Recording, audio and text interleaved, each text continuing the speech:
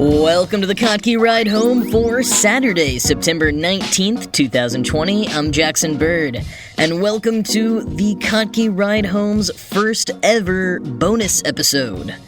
Appropriately, this first bonus episode is with the man himself, Jason Kottke. Jason started Kottke.org in 1998, making it one of the oldest, still-maintained blogs on the web, with over 26,000 posts spanning topics from art and technology to design, culture, and general knowledge. As he says, quote, "The essential people, inventions, performances, and ideas that increase the collective adjacent possible of humanity," end quote. Over the years, Kottke, the site, and Jason Kottke, the person, have helped influence numerous elements of social media and the internet, including the permalink, the Tumblr blog, and Kickstarter-like crowdfunding before Kickstarter. For people unfamiliar with Jason and his blog, hopefully this will serve as a good opportunity to get to know him and his work a little better. And for you longtime Kottke.org readers, this is a peek behind the scenes at his process, his philosophies, and general thoughts on the internet, where it's been and maybe where it's going. I am super grateful to Jason for letting me pick his brain for an hour.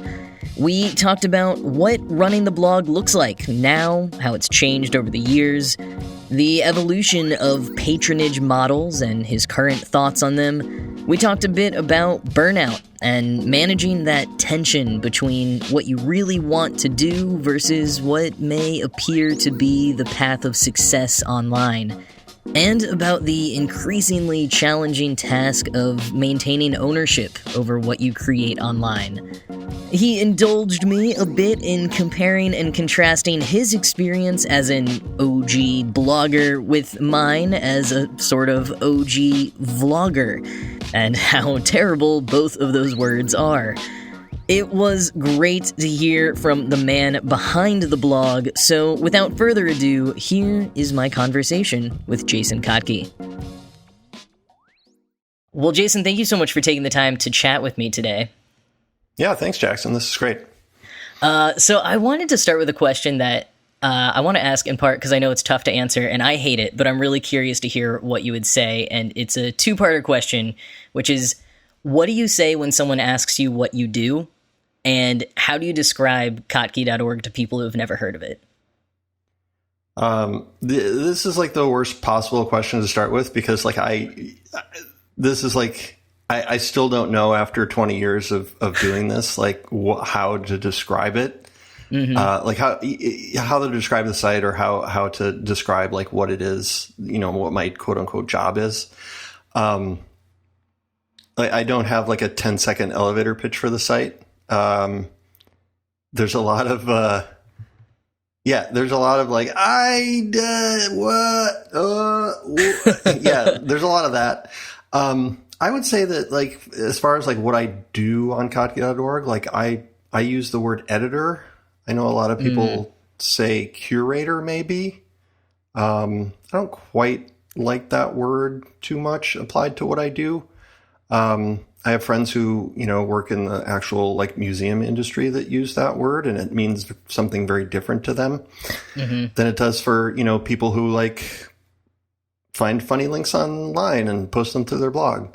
So I tend not to use that one.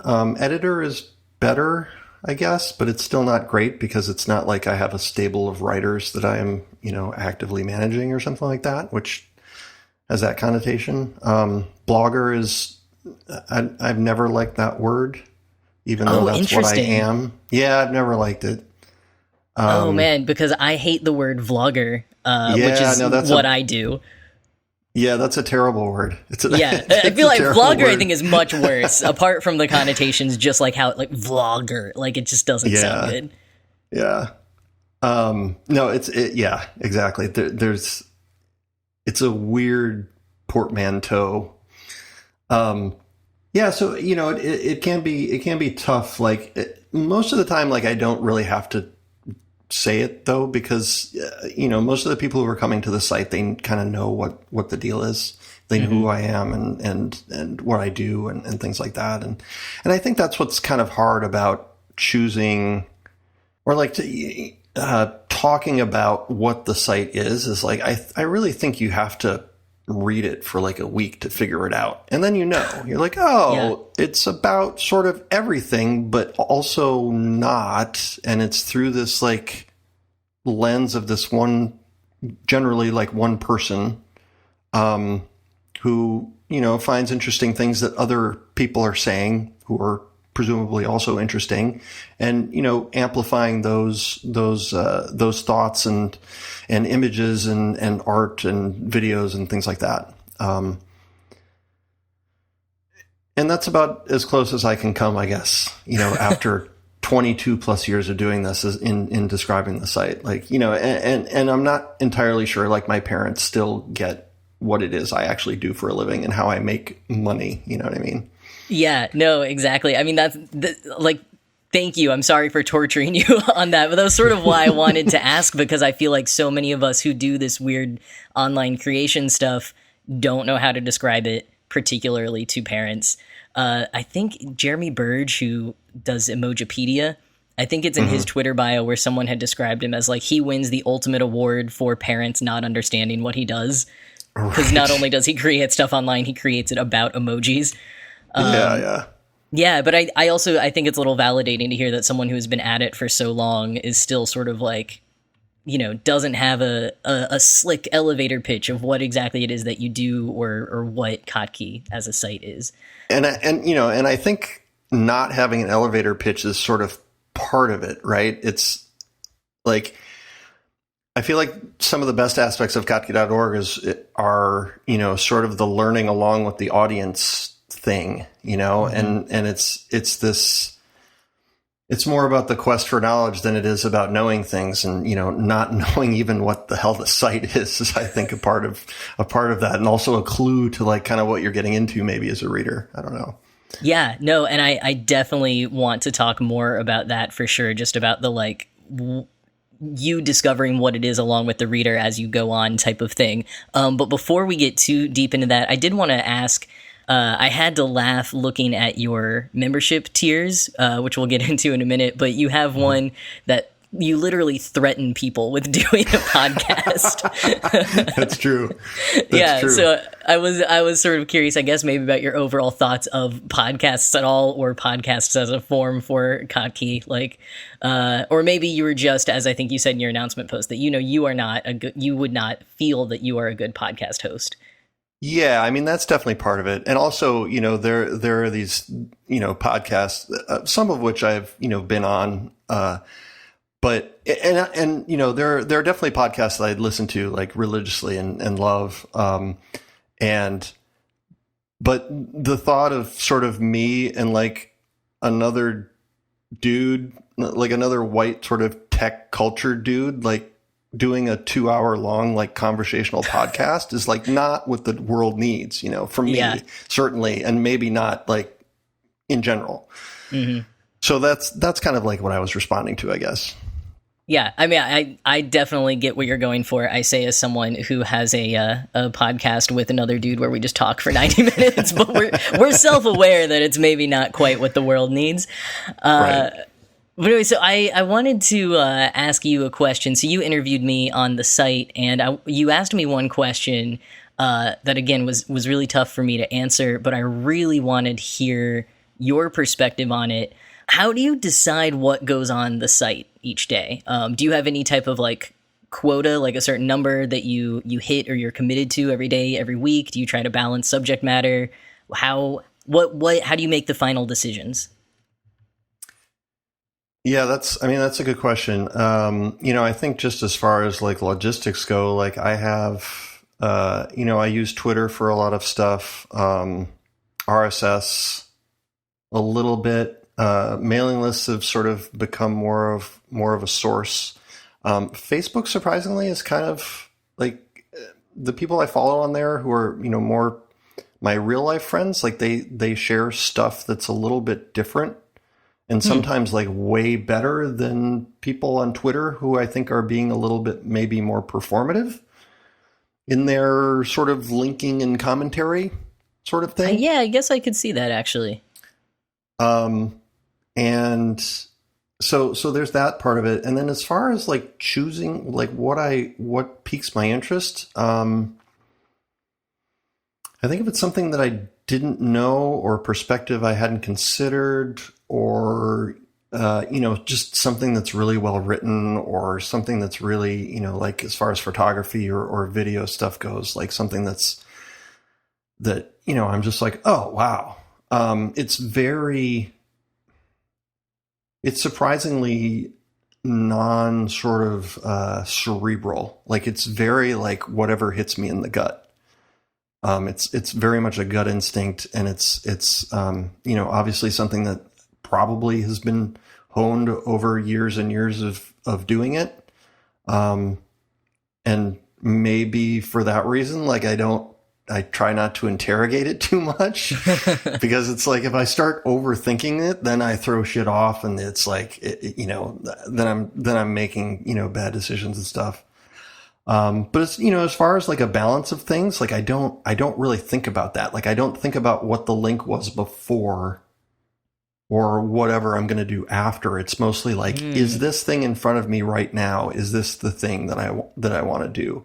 I know it's like, it can be a real whipsaw for readers. I think like, it's like, here's something about how, our fascist country is going to hell in a handbasket. And then it's like, here's this cool video about like, some neat art thing, and it's like, what the hell? And, and I know that that's tough, but I also know that like, that I think, and I hope that's, people appreciate about the site, that it's just a lot of different stuff all coming from the same place. And that makes it meaningful in some way, I guess. I don't know. Yeah, no, I definitely would not ever think about having whiplash from seeing, a very serious post next to another link that, like you said, it's just like, the Muppets as Civil War generals or whatever one of the quick links was this week.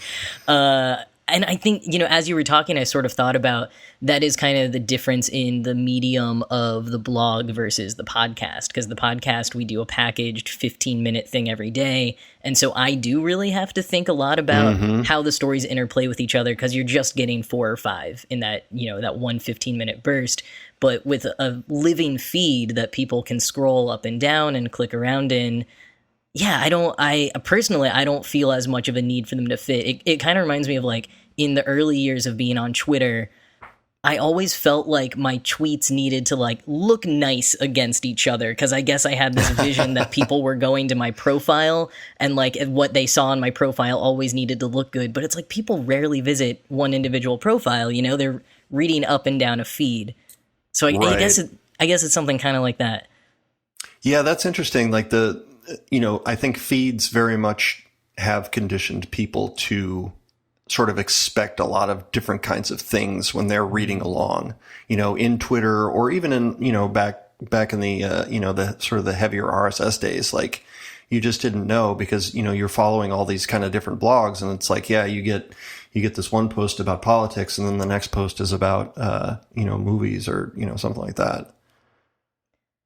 Yeah.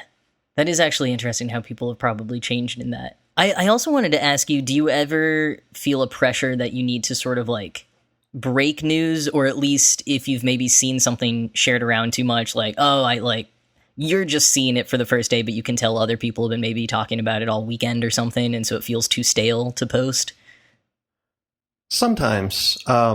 Usually it's the opposite. Like if I hadn't gotten around to something, let's say I flagged something on Friday, but I don't get around to seeing it until Monday. And when I read it on Monday, it's good and it's worth sharing. Like I still share it, even though, many people may have seen it. There is a little bit of, I try not to cover too much like news. I'm not a news site. I am not a journalist. I perform acts of journalism sometimes, but I am not a journalist. So I try and stay away from, a lot of the news stuff. Although, the COVID stuff in recent months has been sort of an exception to that. I have been sharing, more of that stuff. But in general, I sort of stay away from like breaking stuff and shoot for more stuff that's maybe going to be a little more evergreen. Mm-hmm. So yeah, I think, less thinking of like journalistic news and just the way that the internet can move so fast, even when we are speaking about like design or arts or culture or definitely memes. There can be a sense sometimes you share something and people are like, yeah, I've seen that everywhere already. But I'm in reading your blog though, it's often on your blog that I am seeing something for the first time. So I guess it goes back to you and either just naturally or over the years having that gut sense of sort of what works and having these really good sources to find it from. I think you're right. Exactly. Of what you were saying earlier of like, you can't overthink it because somehow you're just doing it very right. Yeah. Or very, very the way that I'm doing it. I don't know whether it's right or not, but like, it's the way that I do it. So. Mm-hmm. And I wanted to talk a little bit or ask a little bit about what your workflow is kind of like. You were talking about where you find things, but like, what is a typical day in maintaining the blog for you? I think the phrase "typical day," like during the pandemic, is a little bit fair point. Yeah, so it's maybe a little bit of an odd one.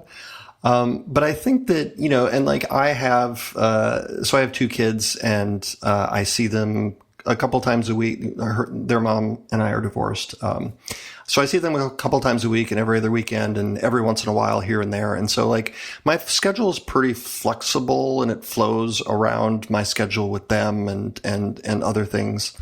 But typically like I'll wake up in the morning and, basically like scroll through a bunch of stuff on my phone while I'm still like in bed. And then once I get up and get maybe dressed, I don't know.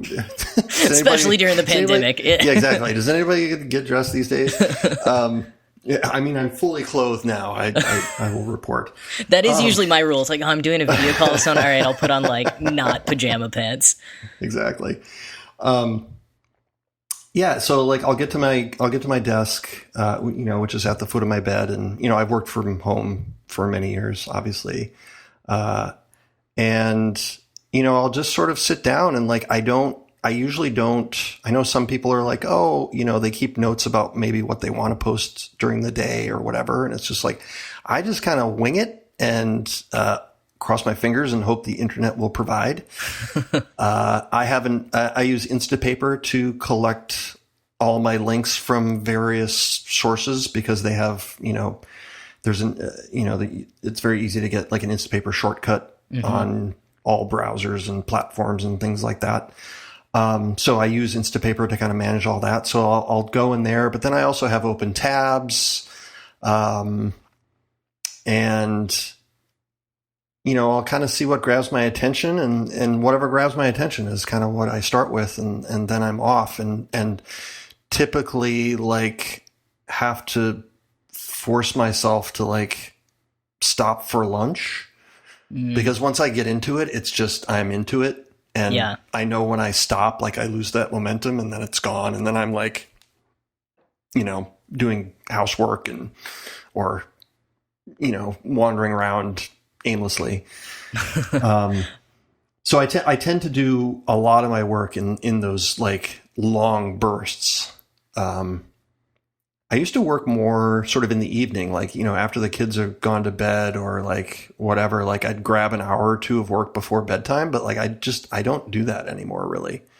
It's mainly like, work happens between 9 to 5 and or probably more like 7 to 3.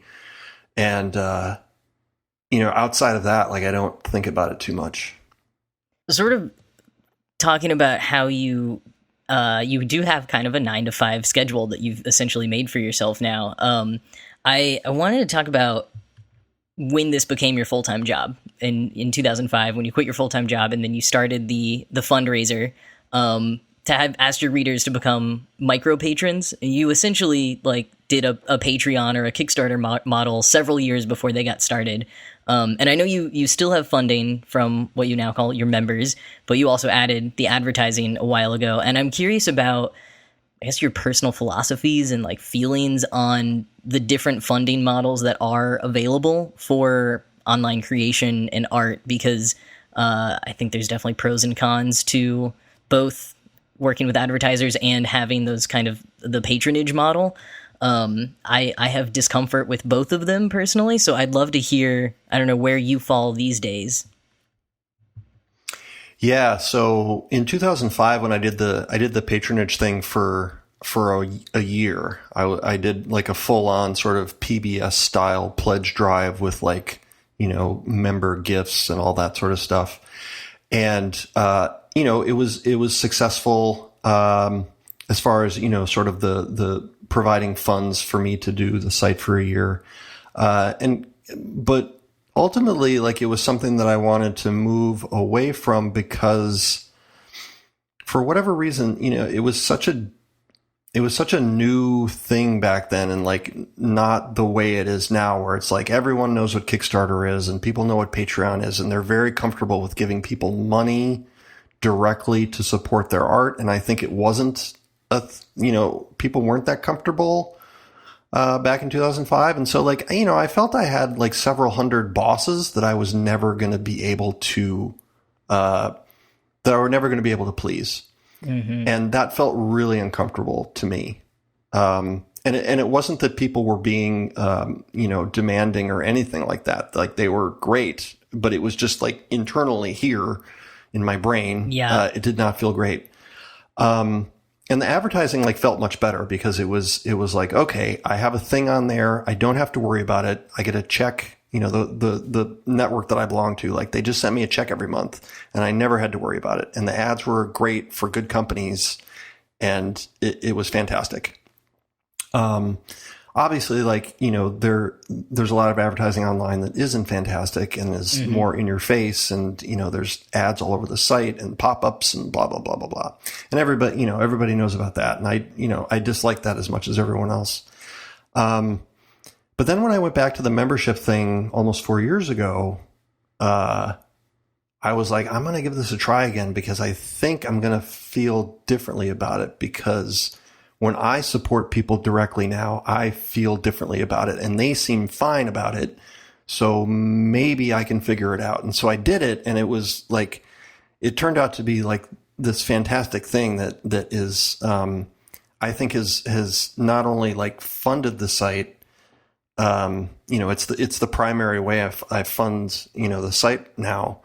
But it's also been really good in, I feel much more of a connection to people who are reading the site and much more of a good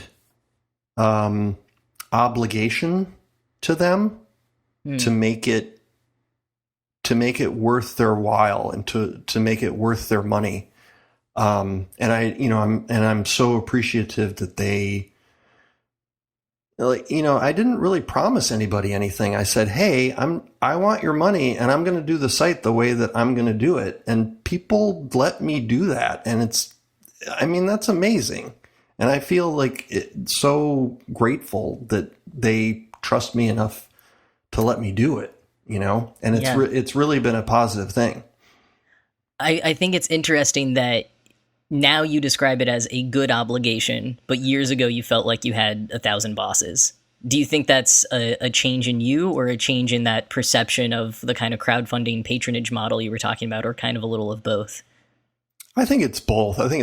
It's definitely a change in me, but also, it's become much more of a thing. Like, people kind of mm-hmm. know both sides of that equation. Like, they know what their obligations are and what their, people know why they're giving people money directly. And I think creators are more comfortable accepting it and accepting that arrangement. So I think it's both. Yeah. Yeah. Yeah. Talking about how the internet has changed. And I definitely agree on the crowdfunding thing, having like run an Indiegogo, even in 2012 and 13, having to describe it to people and like there being that little distrust of people not getting it. And now everyone's doing fundraisers all the time, to the point there's always concerns about like the market being saturated when you try to run one. But the good side of it being like, yeah, people get it exactly like you were saying. But yeah, I wanted to talk about how the internet's changed because, I was joking at the beginning of hating the word vlogger and you not quite liking the word blogger. So, we do have you from the like OG blogging generation, and I kind of got my start in the earlier days of YouTube, and I'm really curious about some of the comparisons here. So just as by way of a little bit of an explanation, both for you and anyone listening who's not really familiar with what I do, so I started posting videos on YouTube in 2007, it started in 2005, and I was heavily involved in like a lot of the small communities surrounding some of the successful channels at the time, even if my own videos that I was posting didn't really make a splash at all until several years later. But now, especially as I've gotten to know other YouTube creators from all over the world who are super successful, they have huge audiences and everything, but they only got started on the platform a couple of years ago, and I've realized there are some massive differences in our origin stories and kind of overall approach to what we do. Because they'll talk about how they had a specific idea for a YouTube channel, maybe a whole series they wanted to do. Sometimes they have a whole business plan they had laid out before they got going. They'd been watching YouTube for years. They knew exactly what to do to be successful. And even if they didn't, there were like a million resources out there for them to learn from of exactly how to make a successful YouTube channel. And when I and others in the early days started making videos on YouTube, like, we didn't have a plan, Some people did to varying extents, but even those plans were a lot more nebulous than they are now. Like, most of us just turned our cameras on in our bedrooms and started goofing around. And so as our channels evolved over the years, for those of us who've like kept up doing it this whole time, our channels never had those strict focuses that the newer ones do. And so like I'll go to YouTube events and there's people who started within the last 5 years and they've got that elevator pitch. They can immediately explain what their channel does.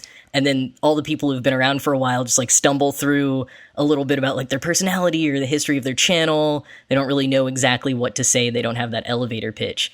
And I've gotten the sense that a similar kind of thing happened with blogging. A lot of the early bloggers, went off and started working for companies, and companies kind of entered the sphere. And so it was no longer quite dominated by people just doing whatever they felt like doing. The blogs like had to have more of a purpose. And so I guess I'm curious if I'm accurate in that read at all, because I was much younger when that whole like blogging trend was really taking off. And also if that is kind of right in any direction, if you feel like your blog got caught up in that, or how you kind of persevered through it. Right. Yeah, I mean, just listening to you sort of describe your experience in the early years of YouTube and stuff, like you could replace the words, and I feel like it's a very similar situation. Like you could have been talking about the early days of blogs and, what has happened subsequently. And, I also think you could do that with not only blogging, but in terms of sort of Silicon Valley startups too. I think in the early years, I think there were sort of like tech enthusiasts, people who were actually like interested in the tech, and they sort of accidentally stumbled into being startup people. And now it's like people are just, the startup people are like, they come in with a solid business plan and they have connects and they've got all this stuff. And like the idea is kind of incidental, you see companies pivoting from thing to thing to thing to find the thing that actually sticks. But going back to blogs, blogs in the early days, almost all of them were general interest. It was just like, here's my take on the world, and then particularly with like, the Gawker Media and Weblogs Inc., which was not Gizmodo, Engadget, and I can't even remember some of the other ones. But the technology and blogging was an obvious thing. Like you could have tech blogs. Politics became sort of an obvious thing, particularly like right around 9/11. Like after that, like politics blogs kind of exploded. And then like you said, like I think people would just, people who weren't necessarily sort of web nerds were nevertheless sort of got into blogs and were like, hey, I could make a business talking about XYZ, as a blog. And then, some of that stuff started a little bit more. And now nobody gives a shit about blogs, like nobody cares. I mean, people who read them do, but as far as sort of, this is an interesting space to innovate and make money and build businesses. I think, a lot of that energy has moved elsewhere. Yeah. I mean, I think at least in terms of younger audiences seeking it out, I feel like mommy bloggers is still fairly that kind of world of family, but even that's kind of moved to Instagram and YouTube a lot. Yeah, Instagram. Yeah. Mm-hmm. Well, so going along with that and the sort of, changing landscape of the internet and blogs, at least from your perspective, maybe not being king anymore in people's interests, you shared a post over the summer to a video from the art assignment, which I thought was very cool because that's my corner of YouTube, kind of all the projects that have stemmed out of Hank and John Green's influence. But this particular video was from the host of the channel, Sarah Urist Green, and she was talking about going on a break because of just kind of how burnt out she got from producing that channel. And she specifically talked a lot about how it can be tough to balance what you might want to do with online content versus what performs well, what gets clicks, what the algorithm favors. And you wrote that really, really resonated with you, that you've kind of battled with yourself of, what is the stuff that you should be posting, whether it's because maybe it's what you think your members want or what is going to be clickable, all those sorts of things, and how tiring, I guess, and frustrating that can sometimes be. And so I guess I just wanted to hear a little bit more about how you feel about that tug to, I don't know, perform or fit into a particular box, especially with the way that the internet has been changing. Right. Yeah, like anyone else, I want people to look at the stuff that I do. And I want people to, look at the stuff that others are doing that I'm, linking to and pointing to. In terms of headline writing and in terms of writing tweets for my posts and stuff, I think that has changed a lot. I've sort of pepped that. I don't want to say tabloidy, but maybe, a little bit clickbaity, a little bit, a 2% clickbaity. Because, I think it's important to catch people's interests. I also think that if you do it correctly, writing headlines and writing tweets is a whole art form in and of itself that is very challenging and very it's fulfilling when you do it right. So that's been sort of the in for me, I guess. And I think in general, it's always great to run across somebody's work that is completely uncompromising. I think that if I tried to do my site that way, it would completely drive me crazy, and it would end up breaking me. I think the site is never and never will be sort of what I have in my head pictured as the perfect thing. And that's okay. I've made my peace with that. I think that, when I was younger, it was not okay. I think it's okay now because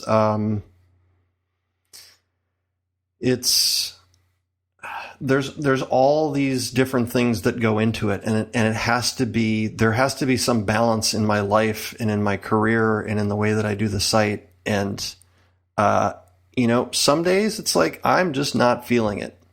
And if the site sucks a little bit on those days, that's got to be okay, because otherwise the site is just not going to be, So it kind of has to be the way that it is. And sometimes it's not fantastic. Other days it's I feel great about it. I'm I freaking knocked it out of the park today and I feel really good. But other days it's like, yeah, that wasn't so good. That was like struck out and not great. And I hope nobody cancels their membership,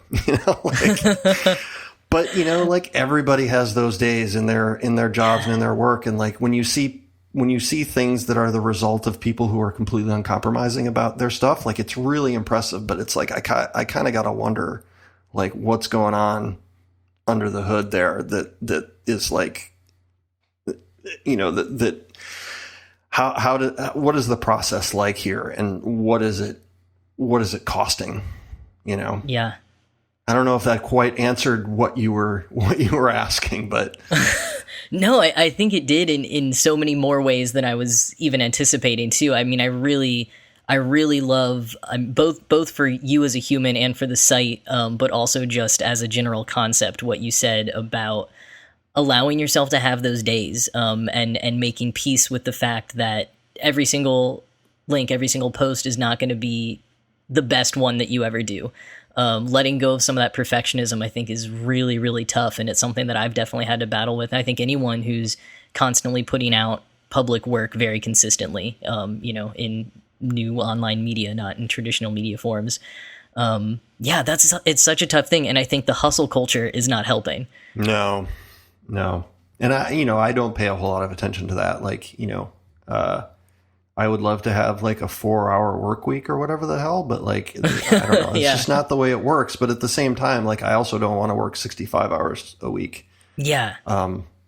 So, there's all sorts of ways to balance in between there. And, I hope, and again, with the pandemic, it's completely thrown off. Right. Because you've got kids in school and you're trying to work at the same time, even though like, I work from home and I have a super flexible schedule, and like, the kids aren't even here, for half the week. So, all of that stuff is, in my favor, but it's still, you have to find a balance that works holistically for your entire life, because otherwise you're just going to burn yourself out one way or the other, Yeah, and I hadn't thought of it until just now, but I think those of us who have worked from home for so long or had these more flexible schedules, been sort of in charge of our own schedules, kind of have something to contribute to where a lot of people are finding themselves now working from home for the first time. And, a lot of my friends are super struggling with that work-life balance that sounds like you definitely worked to achieve, and I know I have myself. It's tough doing. I also keep telling people like working from home right now is not normal working from home. This is working from home during a pandemic. It's so different. Yeah, exactly. Yeah, totally. Well, getting close to the end here, I want to ask, because you are someone who, not only has been a transformational like influence on the internet, but has had your pulse on it and paid attention to the internet for so much longer than I have been closely paying attention. So I'm curious where you think the internet, in whatever way you want to interpret that, might be going next. And I'll try to slightly pan that down a little bit.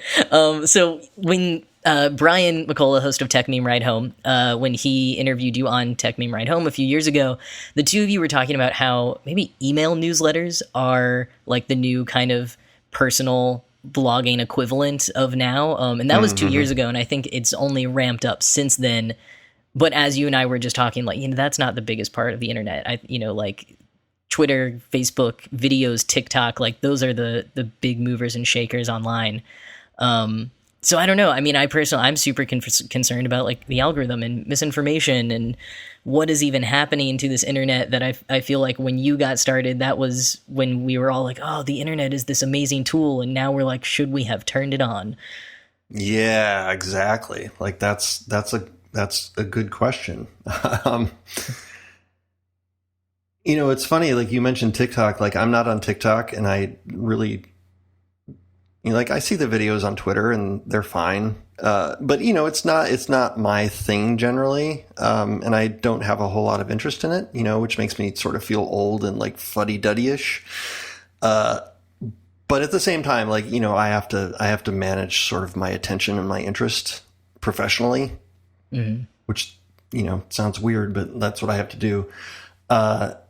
So, and as a result, like, I don't think I would have necessarily have been like, 5 years ago, I would have been like, oh, like, short videos like Vine are going to be like the next thing that everyone's going to be excited about in 5 years. It's like, I wouldn't have picked that out, so it's like my lens is sort of necessarily narrow, even though I keep a very broad watch, relatively speaking, on a lot of different things going on online.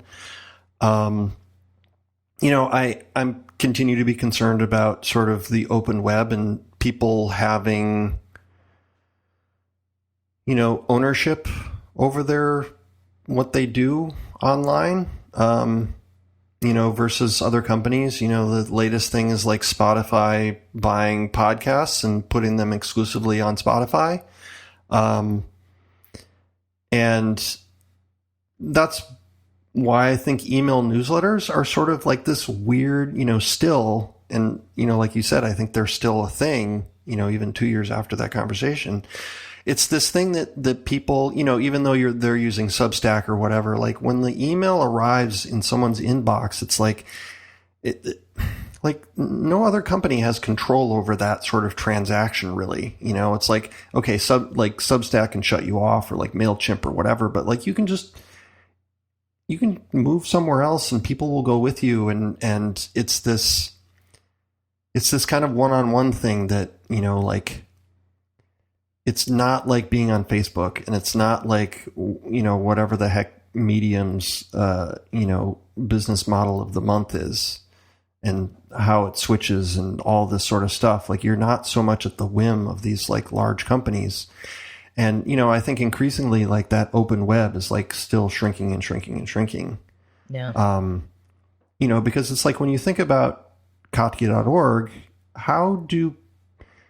I had a friend a couple of years ago ask me like, oh, you have a website. How do I read it? And I was sort of at a loss. I was like, I guess you could bookmark it. And she's like, oh, I'm not going to remember that. And I was like, yeah, probably not.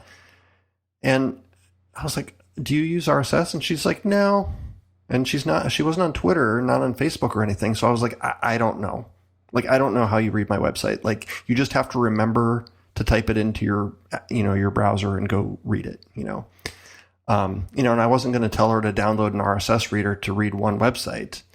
So, that's still a legitimate problem for blogs, is like, that's the problem that Facebook and Twitter and Instagram has solved. Like, how do you look at my photos? Oh, you just find me on Instagram because everyone is there, and it's, well, they solved it in a way. I feel like they also created other problems. Yes, obviously. But, and that's actually a good question, is like, can you solve those problems without creating other problems? Can you solve the following problem? Like how to find things, the discovery problem and sort of the following problem, and like the keeping up with the updates problem, without creating all of these other issues around like harassment and trolling and all of that stuff. Yeah. It's a good question. I don't know. Because I think especially when you throw discoverability in there, because I'm definitely one of those people who's just like, when Google Reader went under, like the death of the RSS feed in the more mainstream way, I feel like just really broke a lot of things. And that was, what a lot of people use as their feed now is Twitter. But Twitter, we can talk about the way that Twitter as a platform, you have to manually make it chronological now, so that, there's all the stuff that they're trying to do to make it more algorithmically designed. But even just the fact that there's so much other commentary and how toxic that has become on Twitter. So you're getting all of that when you're just trying to maybe keep up with these blogs that you've followed for 15 years. Exactly. So like even just that tiny little bit of it. But yeah, an RSS feed doesn't have the same level of discoverability that some of these social media platforms do. And so if you're trying to grow, like, how would you do that? So yeah, you're right. I mean, there's just not a perfect solution. Yeah. Yeah. So, it's like when I think about sort of the open web and people having, more ownership over their stuff, like that comes with significant advantages. And Austin Kleon, who, he's an author, blogger. His blog just turned 15 years old. Like, he talks a lot about, like, it's really important to have your own home on the web that you own as much as possible. But that, and that's great for people like him and me who have sort of large, audiences or whatever. But if you're someone who's just starting out and you want to reach somebody, like, how do you do that with sort of your own, you hang out your own shingle and like, you can do stuff like, you can post links to your site on Twitter and whatever, but like, it's not that easy, Mm-mm. No, it's not at all. I mean, even with these platforms that are built for better discoverability, there's just so much noise out there. It's so hard to break through. Yeah.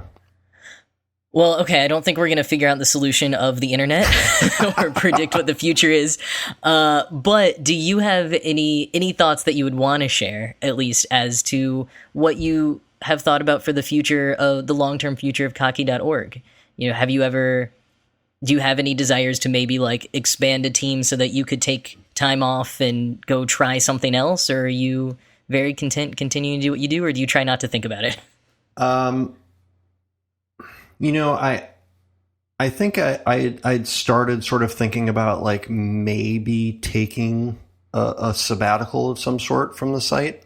I hadn't really thought if the site just lies fallow for a while or if I have people, guest editors come in or stuff like that. Hadn't kind of gotten that far along. And then the pandemic happened and I kind of put that on the shelf a little bit.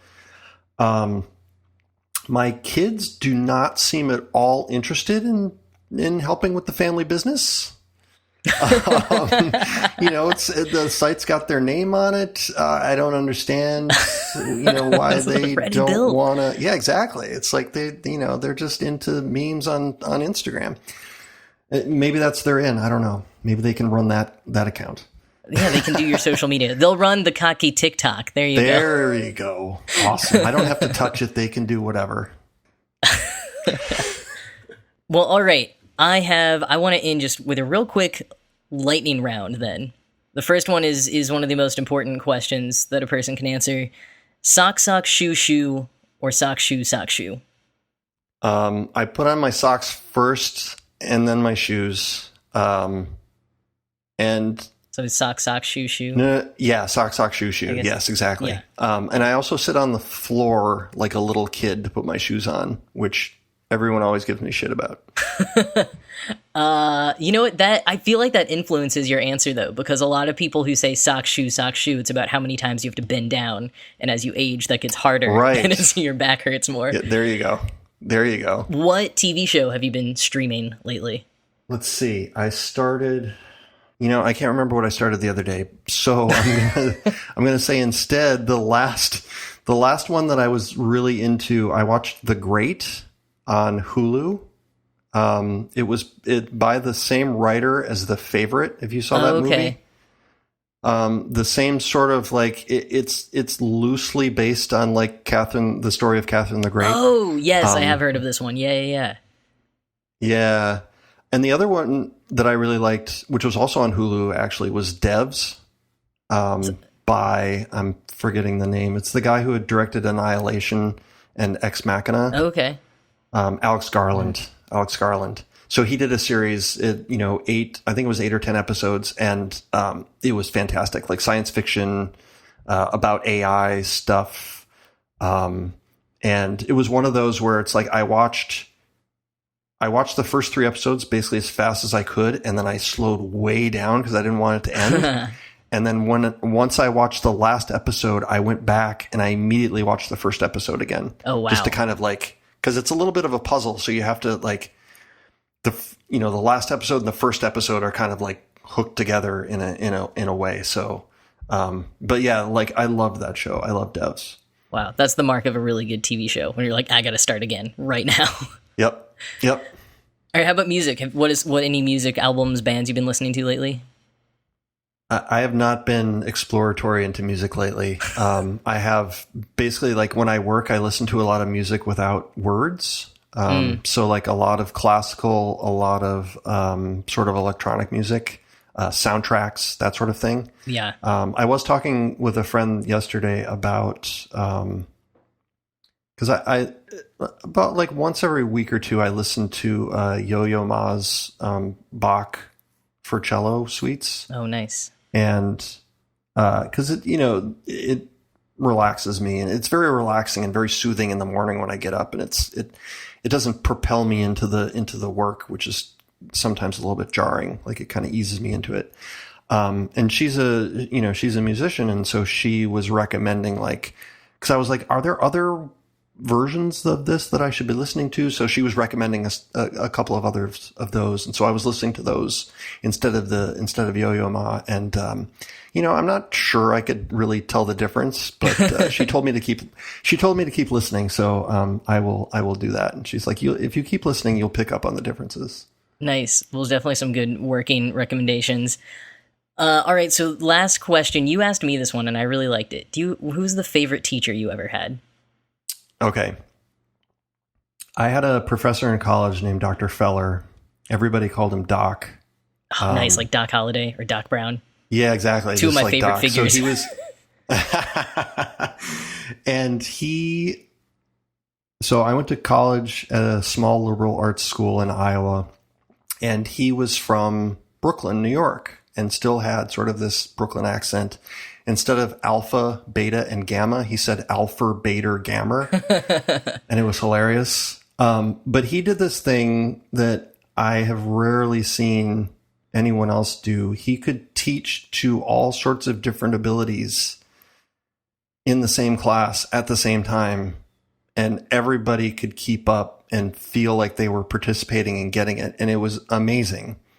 And, it was just sort of one of the things that, like, made him a really, like, great teacher, and, by far, like, my favorite teacher, and someone who I think, instilled in me a lot of the things that I use in my daily work, even though he was, he taught physics, and, has nothing to do with writing or blogging or design or anything like that I ended up pursuing. But, I still think, he had a huge influence on, who I am as a person, and who I am as a professionally. Wow. That is a true talent at teaching. Well, Jason, thank you so much for doing this interview, and also for, being down for this experiment of the Kottke Ride Home podcast.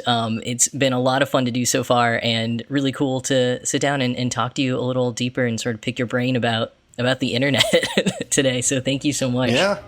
Yeah, thanks, Jackson. I look forward to catching more of the podcast. I could have talked to Jason forever, dug deep on so much more, asked so many more questions. Maybe we'll get him back on the podcast again one day. And if this was your first time listening to the Kottke Ride Home, welcome. Usual shows are posted every weekday afternoon, and those ones are just 15 minutes of the coolest stuff that happened in the world that day. Science, progress, life hacks, arts, memes, and generally hope. And we try to make it an antidote to the depressing headlines of the day. We don't cover the exact same things that are posted on Kottke.org every day. Sometimes there's a little bit of overlap, but mostly it's just complimentary. And so if that sounds like your kind of thing, please do subscribe wherever you're listening, and I hope you enjoy it. But that is it for now. Thank you again so much to Jason for sharing his time and thoughts, and I hope all of you are having a great day, and I'll talk to you again on Monday.